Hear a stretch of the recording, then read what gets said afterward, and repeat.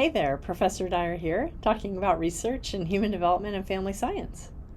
So, how do scientists answer insight questions that are not so much about a culture sharing group, but are more about individual experience?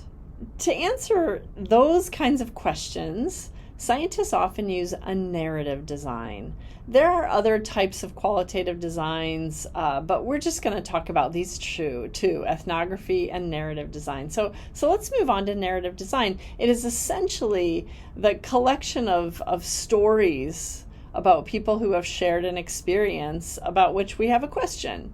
And I wrote collection and construction of stories because narrative research is fundamentally constructivist in nature, meaning that the measurement itself is part of the process of those narratives being created by the subjects.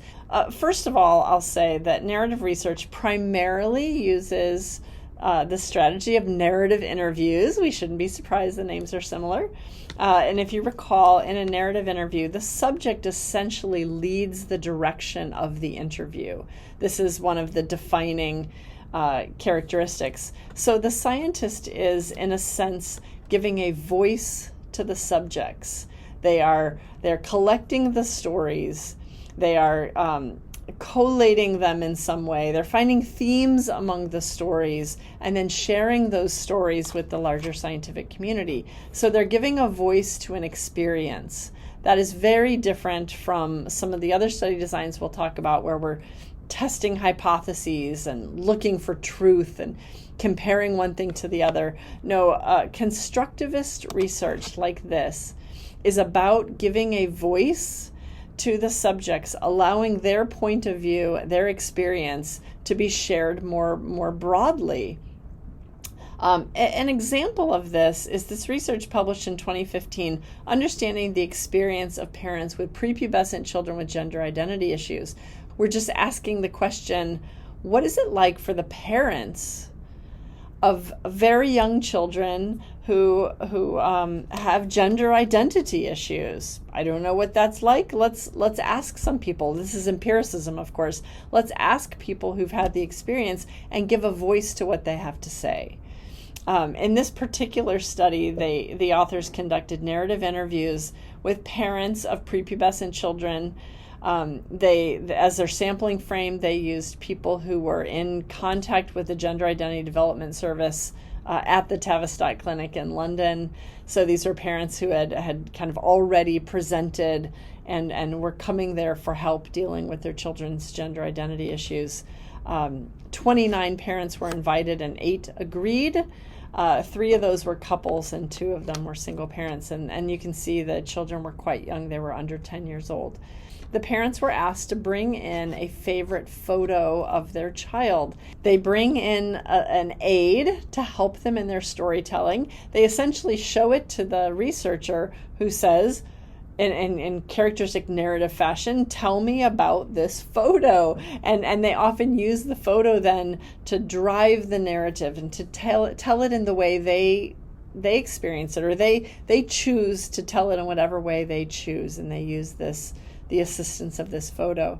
Another prompt that was provided in the article is, recall an incident that shaped your understanding of what it means to parent your child.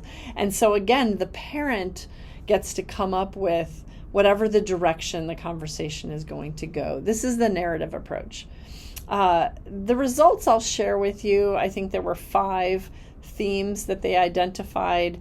Often in qualitative research, particularly narrative designs, will have long quotes that come out of the interviews, and that's a way of sharing the results. So the scientists said there was a theme of loss among the parents. The parents felt like their child was gone and somebody else is here in its place. But here's a quote: I just hate when she's dressed like that because it's not the same child. It's like somebody's taken my child and put back one that's not mine. So that was a theme expressed by several of the parents. A second theme was kind of not thinking. And what the authors mean by this is that a lot of the parents said they didn't know anything about this prior. They still don't really know what is going on kind of with their child. I was reading about children with gender dysphoria. Obviously, I'd never heard of it. I didn't know what it was. I didn't know what was going on. I couldn't believe what I was reading. There was this kind of being shocked into not knowing what to think about what was happening to them. And that was a theme that was expressed frequently. Similarly was the theme of uncertainty, to not know, as this dad says, you want to do the right thing, but you don't know what the right thing is. I haven't got a clue, some other parents said. Not knowing how to best parent their child is something that was a common experience. Then there was some ambivalence. This parent says it's daunting. It's like a minefield. I wish, in a way, my child had a disease like diabetes, because then I would know how to handle it. But this one, it's ambiguous. I don't know if I am handling it the right way, and I'm learning to live with this kind of ambivalence.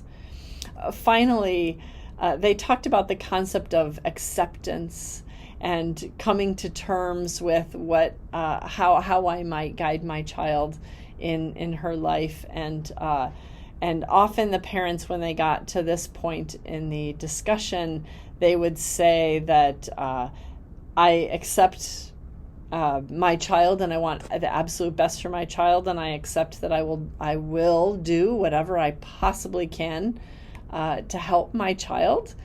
But you know what I'm really afraid of? I'm afraid of the people who don't accept my child, who won't accept my child. This kind of research is often emotionally compelling because of the depth and the insight into the experience, the life experience of others.